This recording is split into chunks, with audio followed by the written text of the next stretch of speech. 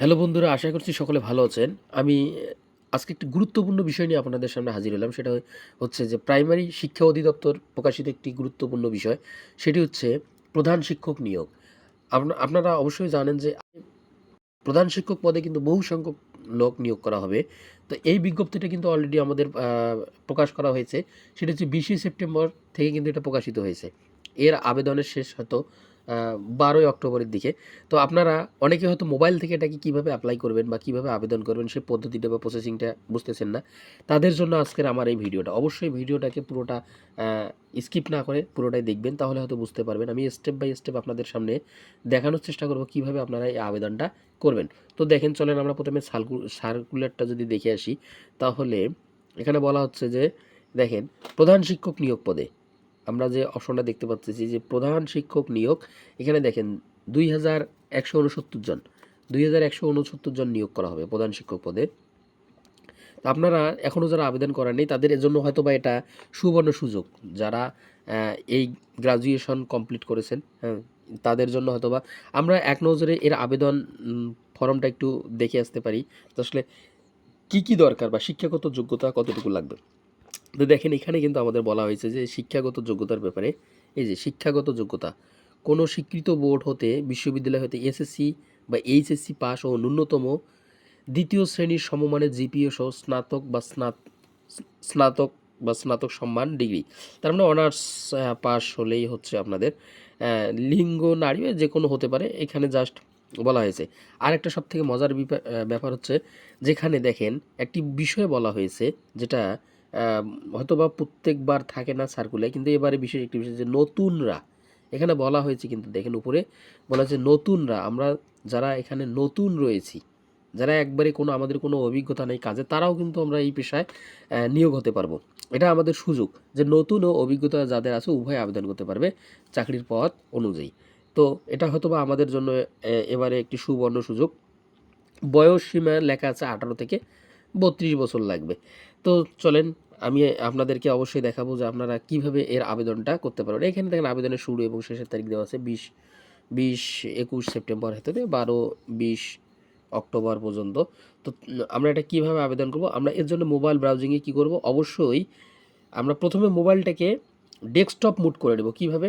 দেখেন, আমাদের প্রত্যেকের মোবাইলের ঠিক ডান দিকের কর্নারে এরকম একটা 3 ডট বাটন রয়েছে। আমরা এখানে এই 3 ডট বাটনে ক্লিক দেব। ক্লিক দেওয়ার পরে দেখেন আমাদের সামনে নিচে এরকম ইন্টারফেস শো করাবে। আমরা জাস্ট এখান থেকে এই যে ডেস্কটপ মুড সাইট, এটাতে ক্লিক করে অন করে দেবো। আপনাদের এটা অন থাকবে না, আপনাকে এটা অন করে দিতে হবে। দেওয়ার পরে একটা নতুন ট্যাব নিতে হবে। মোবাইল ফোনে একটা নতুন আমাদেরকে ফ্রেশ একবারে নিউ ট্যাব ওপেন করতে হবে। তো আমরা একটা নিউ ট্যাব ওপেন করলাম। ওপেন করার পরে এইখানে লিখবেন জাস্ট বিপিএসসি। জাস্ট আমি বিপিএসসি লিখে ক্লিক করলাম। ক্লিক করার পর দেখেন আমাদের মাঝে এরকম একটা ইন্টারফেস শো করাবে। আমরা জাস্ট সবার প্রথমে যে বারটা থাকবে, ট্যাব বারটা বিপিএসসি টেলিটক, এই যে আমাদের প্রথমের যে ট্যাব বারটা রয়েছে বিপিএসসি, আমরা এই অংশটাতে ক্লিক দেব। এইখানে ক্লিক দিলাম। ক্লিক দেওয়ার পর এরকম একটা ইন্টারফেস আমাদের মাঝে শো করাবে। এবারে আমরা এখানে দেখব অনেক কিছুই রয়েছে। জাস্ট আমরা একটু জুম করে দেখি যে প্রথমেরটা রয়েছে অ্যাডমিট কার্ড, 47তম বিসিএস, অনেক কিছু থাকবে। তো কোনটা দেব? আমরা দেখেন এখানে যে আমাদের একটা অপশন রয়েছে নন ক্যাডার একটা অপশন রয়েছে, নন ক্যাডার। এই অপশনটাতে যে দুইটা অপশন রয়েছে তার মধ্যে প্রথম অপশনটাতে ক্লিক করব। কেন? First and second post non cadre online application, এই অপশনটাতে আমরা ক্লিক দিব। জাস্ট এই অপশনটাতে ক্লিক দেব। তো যদি আমরা এই অপশনটাতে ক্লিক করি, তারপর একটা নতুন ইন্টারফেস শো করাবে। দেখেন এই ইন্টারফেসে আমাদের এখানে রেজিস্ট্রেশন অপশনে দুটো অপশন দেখাচ্ছে। একটা হচ্ছে বেসিক ইনস্ট্রাকশন, আমাদের যে বেসিক নির্দেশনাগুলো রয়েছে সেখানে কিন্তু আমরা এখানে দেখতে পারবো যে বেসিক ইনস্ট্রাকশন, এই অপশনটাতে কোন কোন নির্দেশনা কোন কোন ক্যাটাগরিতে করতে পারবো, কি কি লাগবে, এই ইনস্ট্রাকশনগুলো দেওয়া রয়েছে। দ্বিতীয়তে রয়েছে সার্কুলার, এই দেখেন দ্বিতীয় অপশন রয়েছে সার্কুলার। তো আমরা যেহেতু আবেদন করবো কীভাবে করব, এই জন্য আমাদেরকে অবশ্যই সার্কুলার বাটনটাতে ক্লিক দিতে হবে। ক্লিক দেওয়ার পর দেখেন এরকম একটা ইন্টারফেস আমাদের মাঝে শো করবে। আমরা কি করব? জাস্ট এখান থেকে কোনটা অ্যাপ্লাই করার জন্য দেখেন উপরে লেখা আছে সার্কুলার বাটনে দেখেন লেখা আছে যে 96 থেকে 98তম পদের জন্য প্রথম সার্কুলারটি, এবং দেখেন 99 থেকে 130 পর্যন্ত দ্বিতীয় সার্কুলারটির জন্য। তো আমাদের যে সার্কুলারটা হেডমাস্টার পদে এটা দ্বিতীয় নম্বর অপশনটাতে পড়ে। জাস্ট এখানে ক্লিক দিয়ে অ্যাপ্লাই নাও এই বাটনে ক্লিক দেবো। এই বাটনে ক্লিক দেওয়ার পর দেখেন এখানে অসংখ্য আবেদনের লিস্ট আসবে অনেকগুলো। তো আমরা জাস্ট এখান থেকে দেখবো না, আমরা জাস্ট কি করব, স্ক্রল করে নিচের দিকে আসবো। 129 নাম্বার যে আমাদের অপশনটা রয়েছে 129 নম্বর হেডমাস্টার, আমরা এই অপশনটাতে আসবো। মনে রাখবো 129 নাম্বার এই অপশনটাতে এসে এটাতে ক্লিক দেবো। 129 নম্বরে হেডমাস্টার নিয়োগ ক্লিক দেওয়ার পরে নেক্সট করে দেবো। নেক্সট আসার পরে দেখেন এরকম একটা ইন্টারফেস আমাদের মধ্যে শো করাবে। ইন্টারফেসটাতে জাস্ট এখানে দেখেন ম্যান্ডেটরি ফিল আপ, অর্থাৎ হচ্ছে আপনার যে লাল দাগ দেওয়া চিহ্নগুলো থাকবে প্রত্যেকটাই আপনাকে ফিল আপ করতে হবে। যদি আপনি একটিও ফিল আপ না করেন তাহলে কিন্তু হবে না, মানে অ্যাপ্লিকেশনটা সাবমিট করতে পারবেন না। এবং একটি বিষয় মাথায় রাখতে হবে, আপনাকে প্রত্যেকটা বিষয় হুবহু আপনার সার্টিফিকেট অনুসারে হতে হবে। যদি আপনি এখানে ভুল তথ্য দেন পরবর্তীতে কিন্তু আপনি বিপদে পড়বেন, আপনার হয়তো বা অ্যাপ্লিকেশনটা বাদও হতে পারে। তো এখানে কি করবেন দেখেন লেখাই আছে, প্রথম হচ্ছে যে অ্যাপ্লিকেশন নেম, অর্থাৎ আপনার নেম, আপনি আবেদন করতেছেন আপনার নেম। তারপর হচ্ছে আপনার ফাদার্স নেম, আপনার বাবার নেম কী হবে, এখানে জাস্ট লিখবেন আপনার বাবার নেম, এখানে আপনার নেম, এটা আপনার ফাদার নেম। এরপর হচ্ছে মাদার নেম, এটাও পূরণ করতে হবে। এবার হচ্ছে ডেট অফ বার্থ, এটা খুবই সেন্সিটিভলি আপনি ডেট অফ বার্থটা এখানে দিন এভাবে সিলেক্ট করে দেবেন। প্রথমে দিন, তারপরে মাস, তারপরে বছর। দেখেন দিন, মাস, বছর। এরপরে আসবে জেন্ডার, লিঙ্গ, অর্থাৎ আপনি ছেলে, মেল না ফিমেল, মেল হলে মেল, ফিমেল হলে মেল। এবার ইথনিক মাইনরিটি, আপনি কি কোনো ক্ষুদ্র নৃগোষ্ঠী কিনা, এ ধরনের কিছু হলে ইয়েস অর নো, যদি আপনি উপজাতি হন এটা ওটা হন, মাইনরিটি যদি থাকে তাহলে আপনি এটা দিবেন, ইয়েস হলে ইয়েস, নো হলে নো। তারপর ন্যাশনালিটি বাংলাদেশ, ওটাতে দেওয়া আছে। আইডেন্টি কার্ড, যদি আপনার ন্যাশনাল আইডি কার্ড থাকে তাহলে অবশ্যই আপনাকে এই ন্যাশনাল আইডি কার্ড এই অপশনটাতে ফিল আপ করতে হবে। যদি আপনি ইয়েস দেন তাহলে কিন্তু আপনাকে এখানে ন্যাশনাল আইডি কার্ডের যে নাম্বারটা রয়েছে পাশে দিতে হবে। দেখেন আমি যদি আমি এটাকে ইয়েস করি, ন্যাশনাল আইডি কার্ডটা ইয়েস করলে দেখেন এই যে পাশে ন্যাশনাল আইডি কার্ডের কিন্তু আমাকে নাম্বার দেওয়া লাগবে। তো দেখেন এইভাবে আছে ম্যারিড স্ট্যাটাস, আপনি যদি বিবাহিত হন তাহলে বিবাহিত, সিঙ্গেল হলে সিঙ্গেল।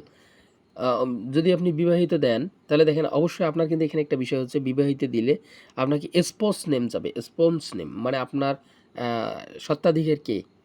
যদি আপনি অবিবাহিত হন তাহলে আপনার বাবা, আর নো দিলেই তো শেষ। তাহলে আবার বিবাহিত হলে কিন্তু অবশ্যই আপনাকে সেক্ষেত্রে আপনাকে, আপনি ছেলে হলে আপনার স্ত্রীর নাম দেবেন, আর আপনি মেয়ে হলে আপনার স্বামীর নাম দেবেন, এতটুকুই। আর এখানে কিছু করা লাগবে না। সিঙ্গেল হলে তো কথাই নেই।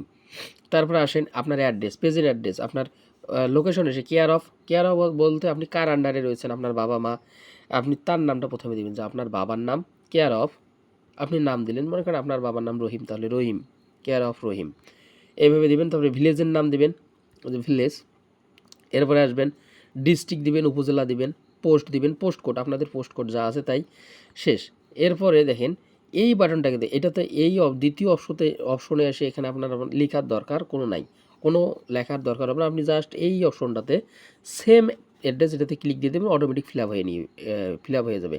এরপর সবথেকে ইম্পর্ট্যান্ট যে জিনিসটা, আপনি এত সুন্দর করে ফিল আপ করলেন কিন্তু নাম্বার ভুল করলেন, তাহলে কি হবে, আপনি সঠিকভাবে বা সঠিক সময়ে মেসেজ পাবেন না, যার কারণে আপনি কখন পরীক্ষা হবে সেটা বুঝতে পারবেন না। আপনাকে এই দুটো অপশন খুবই সেন্সিটিভভাবে পূরণ করতে হবে। এক হচ্ছে মোবাইল নাম্বার, দ্বিতীয় হচ্ছে কনফার্ম মোবাইল নাম্বার। যদি ইমেল অ্যাড্রেস দেওয়া থাকে সেক্ষেত্রে ইমেল অ্যাড্রেসটা, এই জিনিসটা আপনাকে কনফার্মভাবে করতে হবে, কারণ এইটার মাধ্যমে আপনি কিন্তু পরীক্ষা দিতে পারবেন। তারপরে আপনি দেখেন এখানে আছে যে এইচএসসি ইকুয়ালিফিকেশন, মানে আপনার যোগ্যতা, আপনি জাস্ট এসএসসি এখানে সিলেক্ট করে এসএসসি হলে এসএসসি দিবেন, এইচএসসি হলে এইচএসসি দিবেন, বোর্ডের নাম দিবেন, রোল, আপনি যদি দিনাজপুর বোর্ড হন দিনাজপুর, যেটাই হন সিলেট হন ঢাকা হন দিবেন, রোল নাম্বার দিবেন, রেজিস্ট্রেশন নাম দিবেন, রেজাল্ট কত রেজাল্ট দিবেন। জাস্ট এখানে যা যা বলা হয়েছে তা করবেন। এখানে ম্যান্ডেটরি ফিল হিসেবে দেখেন আপনাকে অবশ্যই কিন্তু এসএসসি পূরণ করতে হবে, এইচএসসি পূরণ করতে হবে, এবং গ্রাজুয়েশন লেভেল অর্থাৎ অনার্স মাস্টার্স আপনাকে এখানে পূরণ করতে হবে। যদি এখানে মাস্টার্সের কথা এরা বলে না, ম্যান্ডেটরি ফিল আপ না, যদি আপনি মাস্টার্স করে থাকেন তাহলে অবশ্যই এখানে মাস্টার্স যদি আপনার মাস্টার্স করা থাকে তো মাস্টার্সটা ফিল আপ করে দিবেন, আর যদি না থাকে না দিলেও কোনো সমস্যা হবে না, কারণ এখানে এটা ম্যান্ডেটরি ফিল আপ না। আপনার প্রফেশন ডিগ্রি, আপনার কোনো চাকরির অভিজ্ঞতা আছে কি না এই ধরনের থাকলে দিবেন, না হলে নাই, সমস্যা নেই। এক্সপিরিয়েন্স কোনো আছে কি না, এই ধরনের এগুলো আপনি স্কিপও করতে পারবেন, এগুলো না দিলেও আপনার কোনো সমস্যা হবে না। আপনি শেষের দিকে আসবেন, আসার পরে দেখেন আপনার প্রার্থীর নাম, অডিশনাল লিখবেন বাংলায়, আপনার নাম লিখবেন, মায়ের নাম লিখবেন, পিতার নাম লিখবেন, যোগাযোগের ঠিকানা, এগুলো সব বাংলায় চাইছে, আপনি বাংলায় লিখবেন।